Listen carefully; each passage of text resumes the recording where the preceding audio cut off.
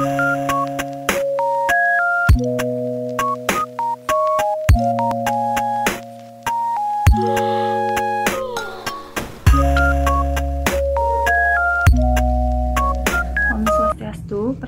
nama saya Komang Trisna Delia dengan 4 NIM belakang 1194. Jadi di sini saya akan menjelaskan materi mengenai konsolidasi kepemilikan tidak langsung dan saling memiliki saham.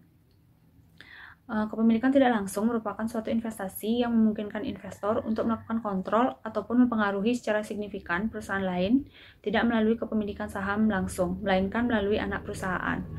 Nah, struktur dari indirect holding atau kepemilikan tidak langsung terdiri dari dua macam, yaitu struktur induk anak cucu. Nah, misalnya PT X memiliki 90% saham PT Y dan PT Y menguasai 80% saham PT Z. Kepemilikan PT Y atas PT Z sebesar 80% mengakibatkan PT X juga mempunyai pengaruh secara tidak langsung atas PT Z karena PT Y merupakan perusahaan induk dari PT Z dan anak perusahaan dari PT X. HPTX atas PT Z adalah 90% dikali 80% sama dengan 72%. Dengan demikian, PT X tetap mengendalikan PT Z. PT Y disebut sebagai perusahaan anak dan PT Z disebut sebagai perusahaan cucu atas PT X. Nah, jika dikaitkan dengan contoh kasus tersebut, PT X melakukan penyertaan tidak langsung ke PT Z. Penyertaan tersebut hanya dapat terjadi dengan adanya penyertaan langsung pada perusahaan lainnya.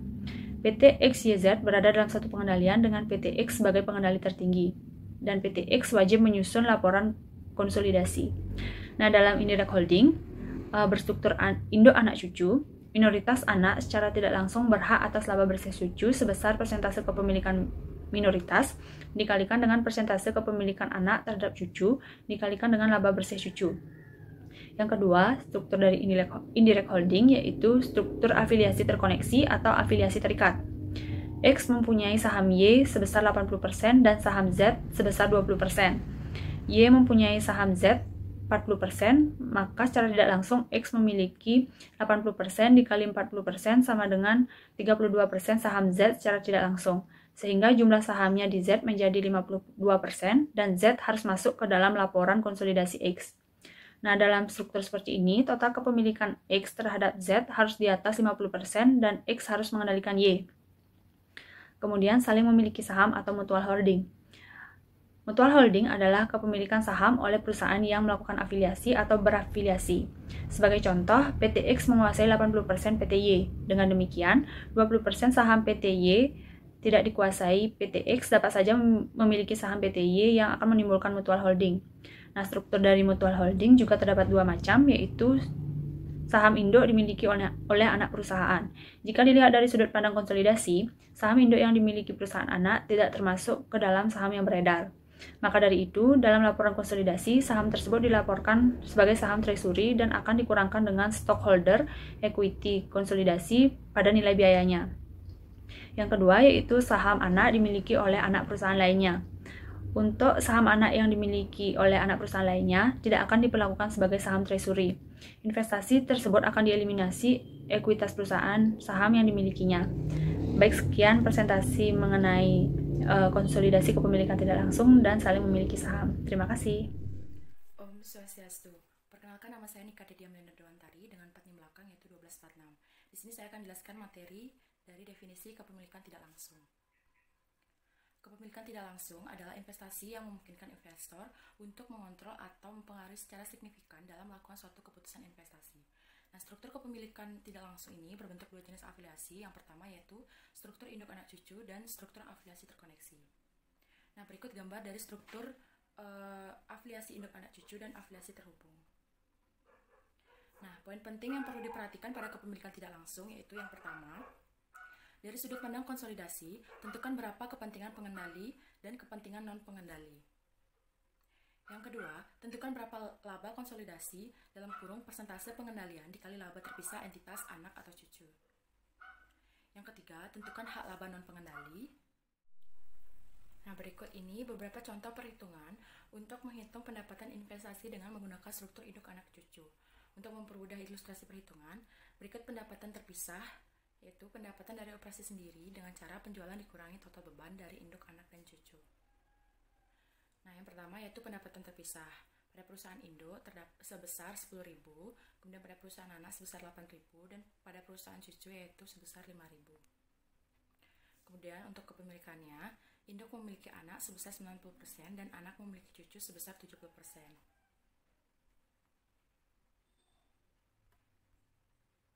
Kemudian perhitungan persentase bagian pendapatan bisa kalian lihat pada tabel berikut ini.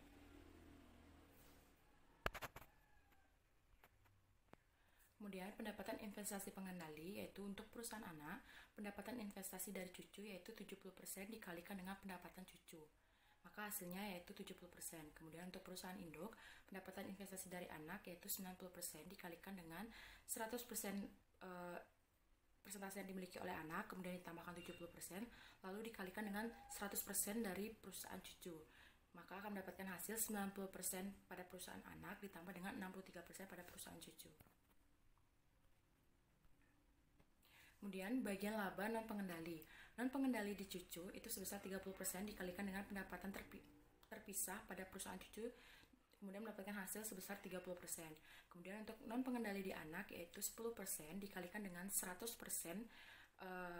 persentase yang dimiliki oleh perusahaan anak, kemudian ditambahkan 70%, lalu dikalikan dengan persentase dari perusahaan cucu sebesar 100%. Kemudian mendapatkan hasil 10% yang akan dimiliki oleh perusahaan anak, kemudian ditambah 7% yang dimiliki oleh perusahaan cucu.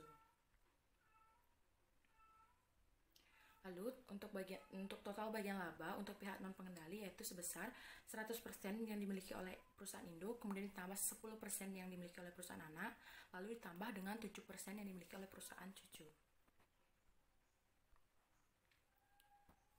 Baik, itu saja materi yang bisa saya jelaskan mengenai definisi kepemilikan tidak langsung. Untuk materi berikutnya akan dijelaskan oleh penyaji berikutnya. Terima kasih. Baik, terima kasih atas kesempatan yang diberikan kepada saya. Perkenalkan, saya Wayovina Damayanti dengan NIM belakang 1066. Di sini saya sebagai penyaji ketiga akan menjelaskan submateri yang ketiga, yaitu mengenai saling memiliki saham. Hubungan afiliasi akan semakin kompleks jika antar perusahaan induk dan perusahaan anak terjadi saling memiliki saham. Perusahaan induk satu pihak memiliki saham-saham perusahaan anak, dan di pihak lain perusahaan anak juga memiliki sebagian saham-saham perusahaan induk. Apabila hal ini terjadi, maka laba atau rugi dan atau kenaikan atau penurunan saldo laba yang ditahan selama terjadinya saling pemilikan dari perusahaan-perusahaan afiliasi akan saling mempengaruhi satu sama lain. Hal yang perlu diperhatikan adalah saham-saham perusahaan induk yang dimiliki oleh perusahaan anak tidak boleh diperlakukan sebagai model saham yang beredar di dalam neraca yang konsolidasi. Di dalam neraca konsolidasi, hak-hak pemilikan saham oleh perusahaan anak atas perusahaan induk harus dieliminasi. Adapun prosedur eliminasinya dilakukan dengan cara yang sama terhadap hak pemilikan perusahaan induk pada perusahaan anak. Adapun jenis-jenis dari saham saling memiliki, yaitu yang pertama, pemilikan saham pada perusahaan anak terjadi saat perusahaan anak didirikan. Ada dua metode dalam jenis saham memiliki ini, yaitu yang pertama metode ekuitas dan yang kedua metode harga perolehan. Pada metode ekuitas mengakukan periodik terhadap laba atau rugi usaha yang diperoleh perusahaan afiliasi diperlukan pada buku-buku perusahaan yang mempunyai pernyataan modal. Dalam metode ini harus ditentukan besarnya laba atau rugi tiap unit perusahaan sebelum pengakuan atas bagian laba diperhitungkan. Kemudian ada metode harga perolehan. Apabila metode harga perolehan dipakai, maka pengakuan periodik terhadap bagian laba rugi yang didapat anggota perusahaan afiliasi tidak diperlukan, baik pada buku-buku perusahaan induk maupun pada buku-buku perusahaan anak. Jenis yang kedua yaitu pemilikan saham perusahaan anak yang terjadi setelah perusahaan anak berjalan. Pembelian saham-saham antar perusahaan afiliasi yang mengakibatkan terjadinya saling pemilikan dapat terjadi pada saat perusahaan-perusahaan afiliasi telah berjalan. Apabila hal ini terjadi, maka pengakuan terhadap bagian atas laba dan rugi dan atau kenaikan saldo laba yang ditahan atas dasar saling memiliki atau mutual basis dilakukannya terbatas pada laba rugi yang diperoleh atau kenaikan saldo laba yang ditahan sejak adanya saling kepemilikan tersebut. Adapun dua jenis metode yang dipakai pada jenis ini yaitu yang pertama metode harga perolehan dan metode ekuitas. Pada metode harga perolehan, apabila metode harga perolehan dipakai dalam pencatatan investasi saham, maka pengaruh dari laba rugi usaha selama 2 tahun berturut-turut terhadap rekening investasi. Sedangkan eliminasi hak pemilikan masing-masing perusahaan dilakukan dengan bertitik pada hak-hak saldo, hak-hak pemegang saham pada saat terjadinya pemilikan saham. Metode ekuitas, apabila metode ekuitas yang dipakai, maka pengakuan terhadap laba rugi usaha perusahaan afiliasi dilakukan pada buku-buku masing-masing perusahaan. Jadi, hak-hak pemilikan pada neraca individu selalu sesuai dengan hak-hak pemegang saham. Eliminasi hak-hak pemilikan di dalam neraca yang dikonsolidasi bertitik tolak dari posisi akhir saldo hak-hak pemegang saham dalam neraca individual. Sekian materi yang dapat saya sampaikan. Selanjutnya akan dilanjutkan oleh penyaji keempat. Selanjutnya saya akan menjelaskan tentang jurnal eliminasi. Ayat jurnal eliminasi atau eliminating entries digunakan dalam kertas kerja konsolidasi untuk menyesuaikan total saldo akun dari perusahaan-perusahaan yang dikonsolidasi yang terpisah untuk mencerminkan angka yang muncul jika semua perusahaan yang secara legal terpisah tersebut merupakan perusahaan yang tunggal. Maksudnya seperti ini, yaitu jurnal eliminasi ini sebagai jurnal penyesuaian, jurnal koreksi, atau jurnal rekonsiliasi yang digunakan untuk merekonsiliasi, mengeliminasi, atau juga menyesuaikan akun-akun yang terdapat dalam kedua perusahaan, yaitu perusahaan induk dan anak, dan akan mencerminkan jumlah saldo akun atau saldo akun yang sesungguhnya yang mencerminkan pada perusahaan tunggal. Contohnya seperti ini, yaitu dalam transaksi pembagian dividen, perusahaan melakukan pembagian dividen sehingga perusahaan induk akan mendapatkan bagiannya dalam hak kepemilikan dividen, karena perusahaan induk menanamkan modalnya atau memiliki saham, dalam hal ini hak mayoritas, sehingga perusahaan anak memiliki utang kepada perusahaan induk dalam hal dividen. Sementara untuk perusahaan induk memiliki piutang atas penerimaan dividen kepada perusahaan anak, sehingga terjadi utang piutang atas penerimaan dividen ini. Maka dari itu digunakan jurnal eliminasi karena tidak mencerminkan dalam hal jumlah sesungguhnya, sehingga mengeliminasi piutang dividen atas dalam perusahaan induk, sementara dalam perusahaan anak mengeliminasi utang dividen. Secara sederhana seperti itu. Selanjutnya penjelasannya, ayat jurnal eliminasi digunakan dalam kertas kerja untuk menaikkan dan menurunkan total saldo gabungan. Nah, di sini yaitu jurnal eliminasi yaitu berfungsi juga menaikkan dan juga menurunkan total saldo gabungan dari masing-masing akun, sehingga hanya transaksi dengan pihak eksternal saja yang akan tercermin dalam angka konsolidasi. Dalam botline di sini yaitu pihak eksternal, sehingga dalam pihak internal seperti dalam pembelian persediaan dalam induk dan anak akan dihapuskan, utang piutang dividen itu akan dihapuskan juga, atau disebut dengan akun resiprokal, yaitu akun terkait yang tidak mencerminkan nilai sesungguhnya dalam laporan konsiliasi. Dan selanjutnya dari sini, bila ada kesalahan pada laporan keuangan induk atau anak, seperti koreksi terhadap pencatatan investasi dengan metode biaya dikonversi ke metode ekuitas, perlu dibuatkan jurnal penyesuaian, diposting ke buku besar perusahaan induk atau anak. Nah, di sini jurnal eliminasi juga berfungsi sebagai jurnal koreksi, yaitu dalam perubahan dalam pencatatan metode atau lainnya.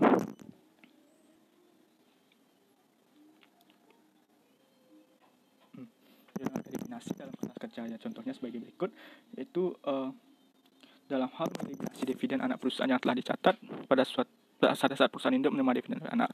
Ya, seperti contohnya tadi, caranya yaitu di debit pendapatan di debit dan kreditnya investasi pada perusahaan anak. Penyusunan untuk mencatat hak minoritas dalam laba dan dividen perusahaan anak.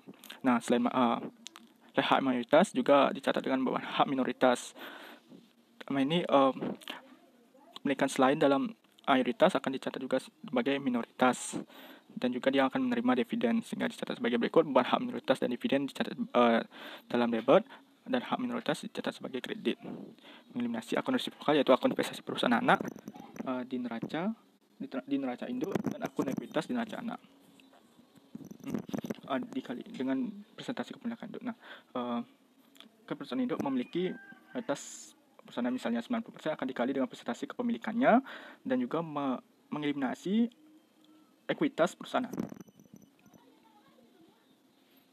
tujuan mengeliminasi dalam ekuitas perusahaan anak ini menampilkan, karena dalam investasi pada perusahaan anak sudah menampilkan seluruh kepemilikan dalam ekuitas perusahaan anaknya. Nah, jika nilai pembelian atau perolehan sama dengan nilai perkuitas, maka jurnal eliminasi yang dibuat yaitu ini contohnya mengeliminasi ekuitas perusahaan anak.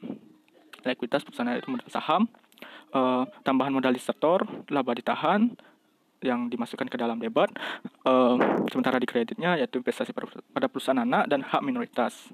Jika perusahaan induk tidak memiliki seluruh saham dalam perusahaan anak. Jurnal yang dibuat yaitu debatnya modal saham pada perusahaan anak, tambahan laba ditahan, alokasi kelebihan biaya. Sebenarnya ini ketiga ekuitas ini masuk ke dalam debat karena mengeliminasi, dan di sini kan nilai pembeliannya lebih besar daripada nilai ekuitasnya, maka ada alokasi kelebihan biaya yang dimasukkan ke dalam debat, dan juga bisa sebagai goodwill. Dan kreditnya sama, yaitu biasa perusahaan anak dan juga hak minoritas di kredit. Baik, itu saja yang bisa saya sampaikan. Akan dilanjutkan oleh penyaji kelima. Terima kasih.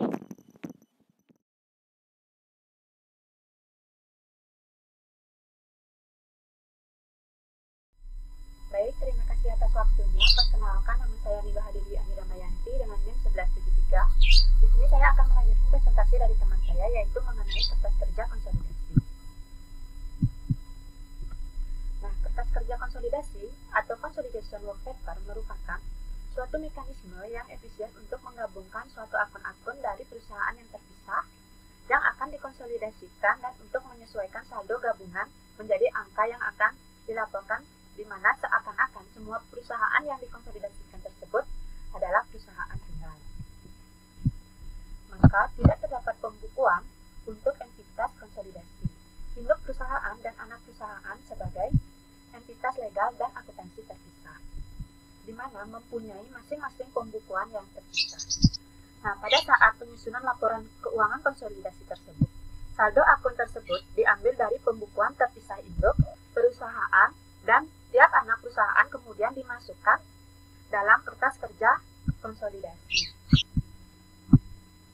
Nah, maka laporan keuangan konsolidasi disusun di mana setelah semua penyesuaian dan eliminasi dari saldo yang terdapat dalam kertas kerja konsolidasi.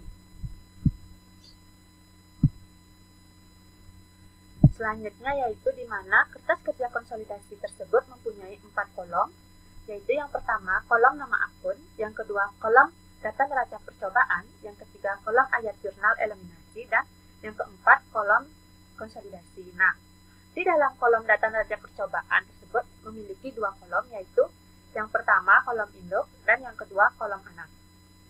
Dan yang terakhir yaitu ayat jurnal eliminasi tersebut memiliki 2 kolom, yang pertama kolom debit dan yang kedua kolom kredit.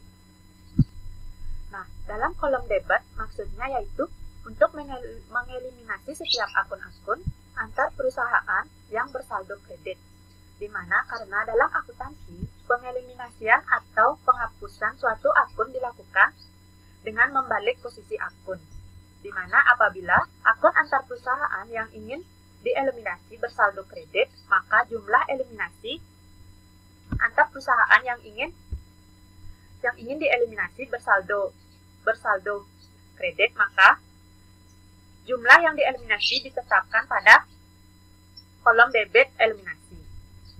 Nah, kolom laporan konsolidasi pada kertas kerja ditetapkan terakhir karena merupakan output kertas kerja konsolidasi. Nah, kolom laporan konsolidasi itu merupakan suatu hasil penggabungan akun-akun kolom entitas induk dan anak dikurangi kolom eliminasi. Baik, sekian presentasi dari saya. Terima kasih.